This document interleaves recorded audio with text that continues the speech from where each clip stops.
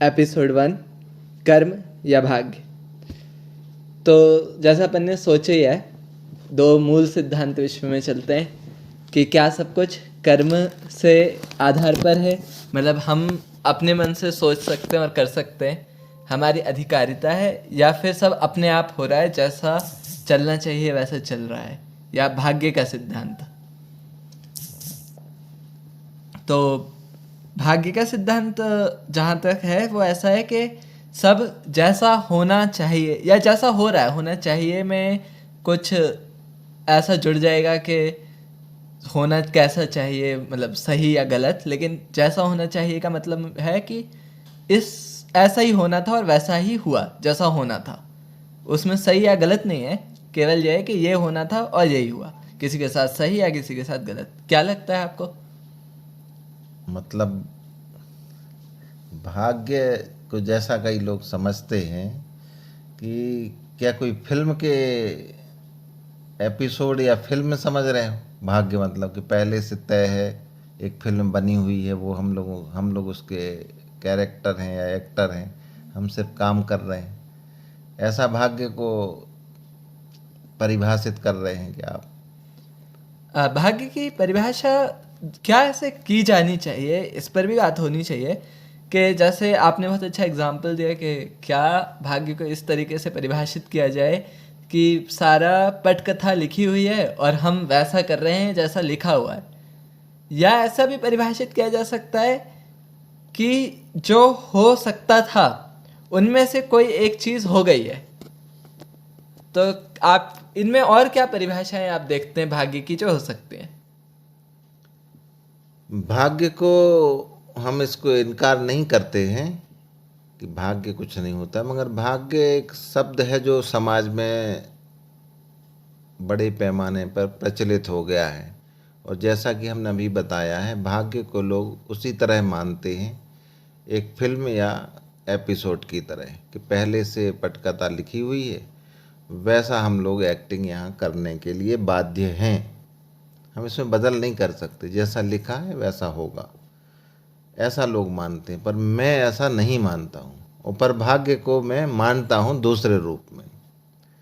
असल में इसको पहले भाग्य पे बात करने से पहले कर्म पे बात करनी चाहिए। जैसा आपने पहले बताया कि भाग्य और कर्म, तो चर्चा हमारी भाग्य से शुरू हुई और थोड़ी भाग्य को हम समझ चुके हैं, मगर बात अब कर्म पे होना चाहिए, तब हम भाग्य को ठीक से समझ पाएंगे।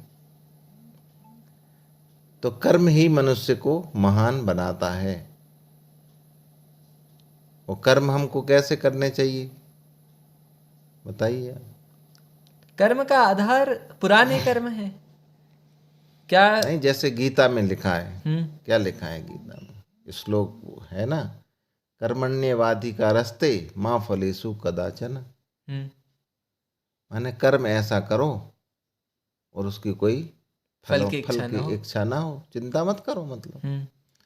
हमने अपनी सामर्थ्य से, अपनी योग्यता से, अपनी कुशलता से, अपनी क्षमता से जिस कार्य को भी हाथ में लिया वो हमने कर दिया, तो काम हो जाएगा जितना होना होगा। अब ये मत सोचो कि यार हमको इस, मान लो पैसों की आजकल ज़्यादा वो है, धन की अहमियत, तो अपन धन से ही समझें कि हम एक कोई लक्ष्य रखें कि इस वर्ष हमको 1 करोड़ रुपए कमाने हैं। अब हम उस काम में जुट गए, कई तरह से हमने उपाय किए, कोई बिजनेस खोला, नौकरी खोली, साइड बिजनेस किया, और कुछ लोग तो इसमें धोखाधड़ी, जो भी जो जो करना चाहे वो अलग बात है, उसका अपन कोई पक्ष या विपक्ष नहीं ले रहे हैं, मतलब सही तरीके से काम करना चाहिए। पर जैसे भी हो उसने किया 1 वर्ष, अब 1 वर्ष पश्चात वो देखता है कि भाई 1 करोड़ रुपए हो गए या उससे ज़्यादा हो गए या नहीं हुए। अब अगर ज़्यादा हो गए तो चलो कोई प्रसन्नता मना सकता है, 1 करोड़ का टारगेट हो गया तो भी वो संतुष्ट हो सकता है, और काफ़ी कम रह गए तो वो असंतुष्ट हो सकता है। तो यही हमारा कहना है कि कर्म अपन को बिना फल के करना चाहिए। ज़्यादा हो गए तो हमको ज़्यादा खुश होने की ज़रूरत नहीं है, पूरे हो गए तो संतुष्ट होने की ज़रूरत नहीं है, क्योंकि अगले वर्ष फिर आपको काम काम तो करना ही है कुछ। हमारे पास 1 लाख रुपए हों, 1 करोड़ हो या 10 करोड़ हो, वो भी आगे काम करेगा। तो काम जब करना है तो फल की चिंता से रहित होकर करना चाहिए। ये कर्म है। कम हो गए तो हमें दुखी नहीं होना है। विवेकानंद जी का वो एक सूत्र वाक्य है, वो याद हो कि फल जो रहता है वो कैसे मिलता है। लगन और कर्म के गुणन फल का परिणाम होता है फल। फल। माने हमने कितनी लगन से कार्य किया और कितना समय दिया उसको, तो उसका परिणाम होगा। अगर हमने लगन कम लगाई और समय दिया 1 वर्ष और लगन कम रखी तो परिणाम थोड़ा कम आएगा। और अगर हमने लगन ज़्यादा रखी और समय कम दिया तो भी परिणाम कम आएगा। अब हमने लगन भी खूब लगा रखी थी और समय भी खूब दिया तो परिणाम ज़्यादा आएगा। अब ये असल में हमको खुद पता नहीं चलेगा हमने कितनी लगन लगाई है, और लगा सकते थे कि नहीं लगा सकते थे, समय और बढ़ा सकते, काम ज़्यादा कर सकते थे। ये जब पता नहीं चलता है तो इसीलिए कहा गया है कि ये सब ईश्वर पर छोड़ दें, फल ईश्वर पर छोड़ देना चाहिए। जितनी लगा सकते हो पहले लगा लो, बाद में कुछ नहीं होगा। तो जितनी हमने लगा ली, जितना हमने समय दिया, उतना हमें फल मिल जाएगा। तो ये है कर्म सिद्धांत। मुझे जहाँ तक समझ में आया है, आप जो कर्म की बात कर रहे हैं उसमें आप भाग्य को न्यूटन के गॉड ऑफ गैप्स की तरह देखते हैं, जहाँ की न्यूटन ये समझते हैं कि जो बात हम नहीं समझ पा रहे या जो हमारे समझ के बाहर है वह जरूर ही ईश्वर के द्वारा किया गया होगा। जैसे जब वो प्लैनेट्स की मूवमेंट की कैलकुलेशन करते हैं और वो कैलकुलेशंस जब गलत हो जाती हैं और उनसे पूछा जाता है कि ये कैलकुलेशंस प्लैनेट फिर वापस इसी ऑर्बिट पर कैसे आ जाते हैं, तो वो ये कहते हैं कि ईश्वर इसे हर कुछ सालों में सही कर देता है। यही आपका मूल रूप से भाग्य को देखने का मेरे को जो समझ में आया नज़रिया है कि जो हमारे समझ के बाहर है या जिसे नहीं समझ पाया जा रहा है वह सब भाग्य के अंतर्गत है। अर्थात भाग्य वह नहीं है जो होना चाहिए या जो अपने आप हो रहा है। भाग्य वो है जिस पर हमारा अधिकार नहीं है। वो अनेक अलग अलग रास्तों से या मार्गों से आकर हम तक पहुंच रहा है। क्या इस तरीके से इसे देखने का आपका नजरिया है? पाश्चात्य दर्शन क्या है ठीक से अभी समझ नहीं पाया है। उनका जो दर्शन है वो अभी देखा जाए तो प्रारंभिक अवस्था में है, जबकि भारतीय चिंतन दर्शन जो है वो बहुत लाखों साल, अगर हम ना कहें तो कई हजार साल की यात्रा कर चुका है। और हमारे ऋषि मुनियों या विद्वत लोगों ने इस पर बहुत खोज की है। तो ऐसा नहीं है कि जो समझ में नहीं आता वो भाग्य है। जिसलिए कर्म की चर्चा जो शुरू की थी वो उसी ओर चलेंगे अपन। कर्मों का फल ही भाग्य है असल में। जैसा अभी बताया कि हमने आज कर्म किया, फल कब मिलेगा? कुछ समय कुछ बाद। छोटे कर्म हैं जिनका जल्दी मिल जाएगा, कुछ का देर से मिलेगा, कुछ का कई सालों बाद मिलेगा। हाँ, है कि नहीं? तो कर्मों का फल ही भाग्य है। भाग्य है, ना कि जो गार्ड ऑफ गैप्स जो बताया, या फिर जो अपन कह रहे हैं कि जो चीज़ हम समझ से परे है या हमारे अधिकार के बाहर है वो भाग्य है। तो एक नाते से अपन देखें तो कर्मों का फल भाग्य है। अगर हमने को जाना है,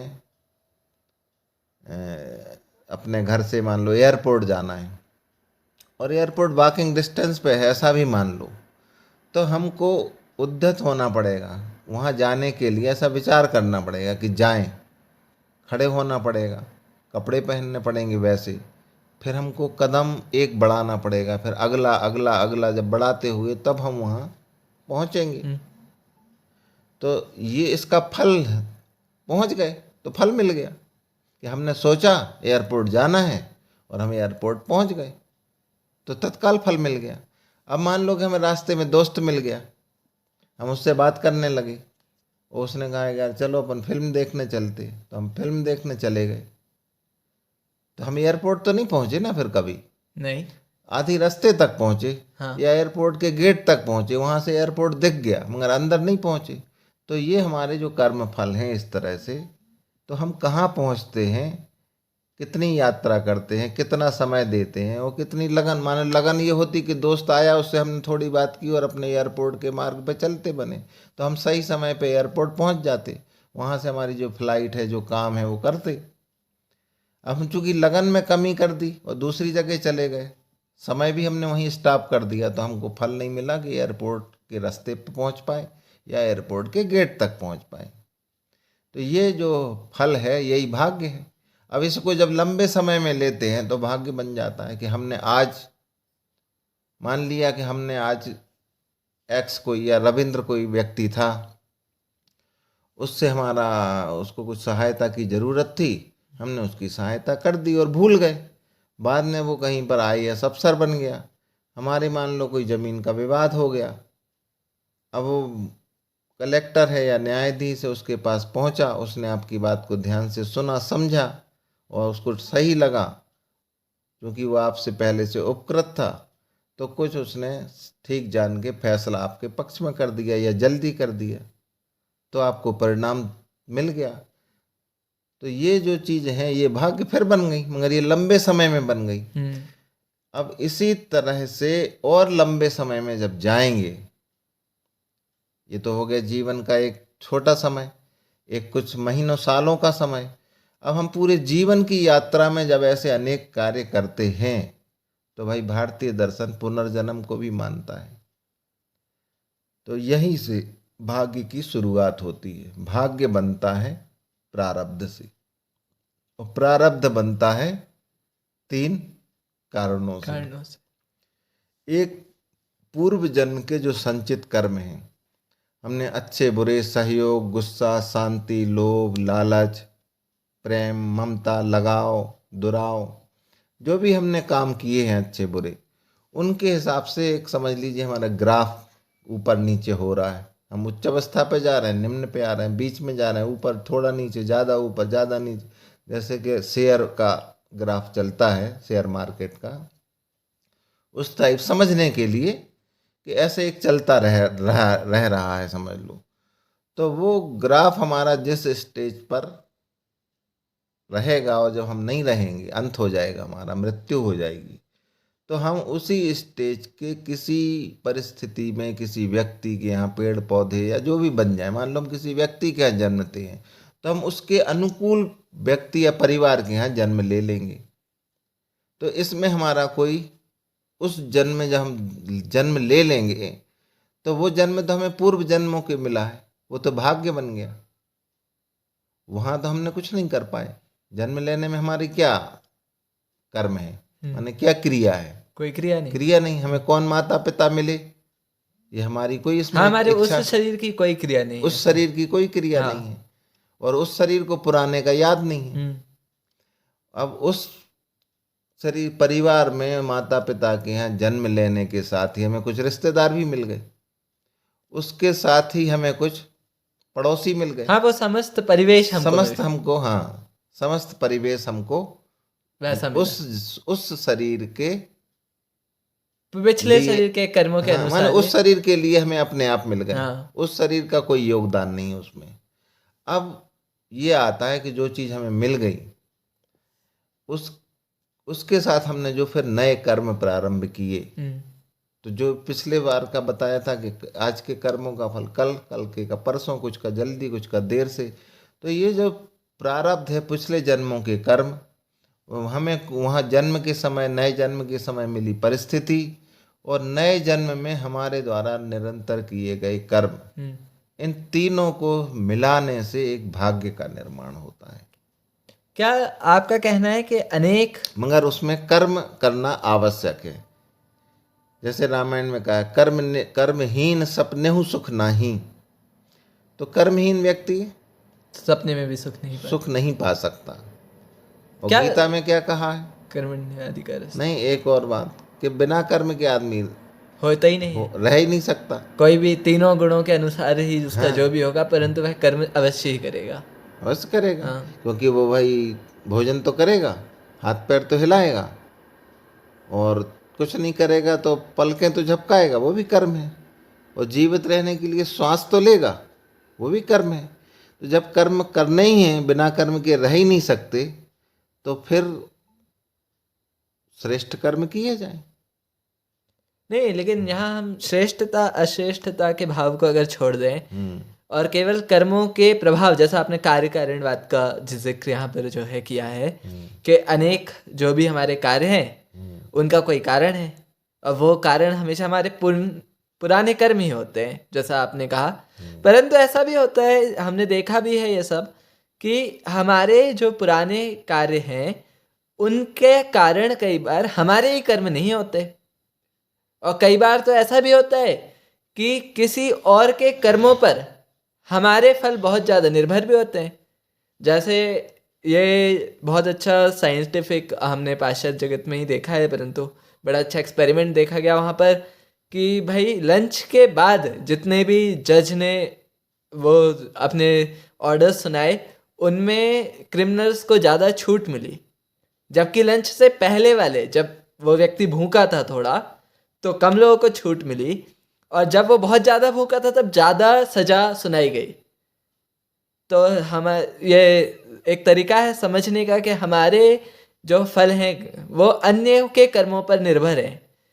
क्या ये बात समझ नहीं आती कि ये तो पूरी तरीके से एक व्यवस्था है जो चल रही है। अब सबको तो लंच के बाद नहीं पहुंचाया जा सकता, सबको तो लंच के पहले नहीं पहुंचाया जा सकता। इसका बड़ा एक अच्छा उदाहरण है जो हमारे जो परीक्षा देते हैं विद्यार्थी, वो बड़ा अच्छा बताते हैं कि जो MBA का जो टेस्ट होता है उसमें, और जहाँ भी ऐसे 3-4 टेस्ट होते हैं अलग अलग बनाकर जो सेट्स बनते हैं ABCD, तो किसी एक सेट के क्वेश्चन हमेशा इजी होते हैं, और ज़्यादा लोग जो सिलेक्ट होते हैं वो उस सेट के होते हैं, सबसे सिलेक्ट होते हैं। मैं मानता हूँ सारे जगह से लोग सिलेक्ट होते हैं, अच्छे कॉलेज सारे सेट वालों को मिलते हैं, परंतु ज़्यादा अच्छे कॉलेज, ज़्यादा लोगों के ज़्यादा मार्क्स कम आसान सेट से आते हैं। इसमें हमारे कर्मों का कोई डायरेक्ट या इनडायरेक्ट भी मुझे लगता है, जो मैं समझ पा रहा हूँ, यहाँ पर आपको मेरे को शायद सही करना पड़े, परंतु जो मेरी वृद्धि जो देख पा रही है कि इसमें डायरेक्ट और इनडायरेक्ट हमारे कर्मों का कोई इन्वॉल्वमेंट नहीं है। यह जो प्रक्रिया हो रही है ये हमसे परे, हमारी चेतना से परे किसी और की चेतना में हो रही है, किसी और व्यक्ति के कारण हो रही है, और उसका जो हम पर प्रभाव है वो दिखाई देगा। हाँ, कुल मिला के हम बात आपकी ये अच्छे से समझ गए हैं कि कई कारण हैं। जैसे कि जो बताया कि किसको कौन सा सेट मिलेगा उसमें हमारा कोई योगदान नहीं है जी। अब जिन को वो सरल सेट, तथाकथित सरल सेट मिल गया, उस वाले सेट के विद्यार्थी ज़्यादा अच्छे नंबर पा जाएंगे। तो ये जो पहले ही बात अपनी हो चुकी है, हमने जो बताया था कि हम किस परिस्थिति में हैं और हमको कौन लोग आसपास मिले हैं, जैसे जज की बात है, तो ये हम पर निर्भर नहीं है ना। इसीलिए तो भाग्य इसको नाम दिया है अपन ने कि कुछ जो हमारे हाथ में क्या है, सिर्फ कर्म है। बाकी जो चीज़ें हमारे हाथ में नहीं है, जैसे पिछले जन्म के कर्म से नया जन्म मिलना, नए जन्म के कारण से हमें जो परिस्थिति मिलना, वो हमारे हाथ में नहीं है ना। 2 चीज़ 3 चीज़ें हमारे हाथ में, फिर एक चीज़ है कर्म। तो हमें अपना कर्म करना है। अब जो चीज़ें हमको मिली हैं, जैसे कि भूखा जज मिल गया, दूसरा व्यक्ति को कोई अगर सेम अपराध है, वैसे तो होता नहीं है, मगर मान लो कोई एक सेम अपराध है, सेम परिस्थिति है, सेम घटनाक्रम है, और दूसरे व्यक्ति को एक नाश्ता करके या भोजन करके आया हुआ जज मिला और उसका ऐसा विश्लेषण है कि वो कम सज़ा देता है और भूख वाला ज़्यादा देता है, तो ये हमारे ऊपर निर्भर नहीं है ना, ये तो परिस्थिति है। अब किसी ने व्यस्त हो गया, लंच में भी खाना नहीं खाया, तो लंच के बाद भी भूखा हो गया वो, तो फिर अब रोज़ तो वो लंच में खाना खाता था और सब उस समय के बाद की सज़ाएं कम मिली हैं लोगों को या माफ़ हुए हैं। पर एक दिन, जिस दिन हमारा मान लो केस था, उस दिन जज ने किसी कारण से लंच में भोजन नहीं कर पाया, तो वो तो और भी ज़्यादा गुस्सा हो गया। अब सारे दिन आगे पीछे वालों को तो उसने माफ़ किया ज़्यादा और सज़ाएँ कम करी, मगर एक दिन जब हमारा मामला आया तो भाई उसने खाना नहीं खा पाया। तो ये तो भाग्य है ही है ना, यही कि जो चीज़ें हमारे ऊपर निर्भर नहीं हैं, मगर इन सबको हम अपने कर्मों से बदल सकते हैं कि मान लो हमने अच्छा वकील रखा है तो वो वकील का भी ये काम है विश्लेषण करना कि हमें अपनी बात किस तरह से रखनी है। प्रारंभ में सुबह अपन गाड़ी सुधरवाने जाते हैं तो अपन क्या करते हैं यार, सुबह सुबह चलो, आदमी फ्रेश मूड में मिलेगा। कलेक्टर साहब से मिलने जाते हैं यार, सुबह टाइम पे मिल लो, नहीं दिन भर में परेशान हो जाएगा, फिर वो सुनेगा नहीं। तो ये तो हमारी, यही तो हमारा कर्म है, यही हमारी योग्यता है। जो नहीं हो के भी हम तो ये कर सकते थे कि भाई वकील को बोल सकते हैं, या वकील हमारा कर्म, ये वकील का कर्म है कि वो अपने मुवक्किल को या पक्षकार को कैसे बचाता है। उसको ये सब चीज़ों का, साइकोलॉजी का, अपने पेशेंट का, कानून का, परिस्थितियों का नॉलेज होना चाहिए। जो अधिक योग्यता से, अधिक कुशलता से कार्य करेगा, भाग्य उसका अच्छा बनेगा। भाग्य कोई अनएक्सपेक्टेड चीज़ नहीं है, वो सब मिली जुली चीज़ें हैं, पर उसको हम कर्म से बदल सकते हैं। अब सवाल बस वही है कि हम कितना काम कर पाते, वो हमको पता नहीं है। जितना हम कर सकते हैं उस काम के पहले पहले वो हम कर सकते हैं। फिर परिणाम देखने के बाद कुछ नहीं होता, यार ये और कर लेते, इससे मिल लेते, ऐसा कर लेते, वैसा हो जाता, तो वो फिर नहीं होता है। उसका कोई इलाज है ना वैसी कोई व्यवस्था है। इसलिए कर्म से ही भाग्य को बदला जा सकता है, और भाग्य जो है वो पूर्व जन्म के संचित कर्म, नए जन्म की मिली हुई यथा परिस्थिति, और नए जन्म के हमारे योग्यता से किए गए कार्य ही भाग्य हैं असल में। इसको भाग्य कहते हैं। आज की हमारी आज की चर्चा भाग्य और कर्म पर थी, जिसमें हमारा प्रयास था कि हम कुछ अपने विचार रख सकें। मैं ओम आदित्य और मेरे साथ हैं श्री सुदीप खरेजी इस चर्चा में उपस्थित हुए। आप सभी को सुनकर अच्छा लगा होगा। धन्यवाद। नमस्ते। नमस्ते। एपिसोड 1